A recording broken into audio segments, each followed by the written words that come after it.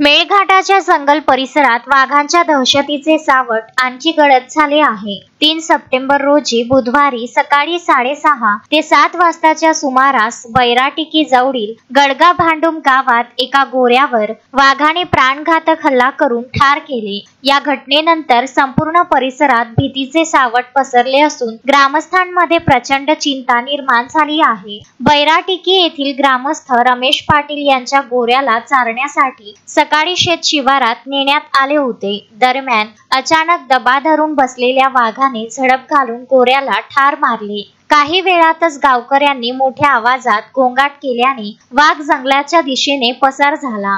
तथापि गोऱ्याचा मृतदेह जागीच पडलेला होता। संबंधित वन विभागाला घटनेची माहिती मिळताच वन विभागाचे अधिकारी व कर्मचारी घटनास्थळी दाखल झाले। पंचनामा करून नुकसानग्रस्त शेतकऱ्याला शासनाच्या नियमांनुसार भरपाई देण्याची प्रक्रिया सुरू करण्यात येईल असे आश्वासन देण्यात आले आहे। गेल्या काही दिवसात वाघाचे दर्शन वारंवार होत असल्याने ग्रामस्थ आधीच धास्तावलेले होते। आता जनावरांवर हल्ला झाल्यामुळे भीती आणखी वाढली आहे। शेत शिवारात काम करणे कठीण झाले आहे। मुलांना बाहेर सोडताना धाकधूक वाटते असे गावकऱ्यांनी सांगितले। ग्रामस्थांनी वन विभागाकडे तातडीने वाघ पकडण्याची मागणी केली आहे। वन विभाग केवळ पंचनामा करून निघून जातो, पण आमच्या सुरक्षिततेसाठी ठोस उपाययोजना होत नाहीत। हा वाघ गावाजवळ पुन्हा आल्यास मोठी दुर्घटना घडू शकते अशी भीती गावकऱ्यांनी व्यक्त केली आहे। मेळघाटातील वन्यजीवांची वाढती संख्या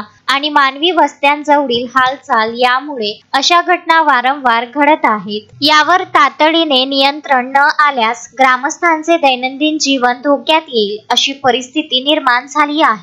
तस्मीन शेख, सुलेमान मेमन, शकील अहमदसह जुगल किशोर जयस्वाल, विदर्भ न्यूज, धारणी।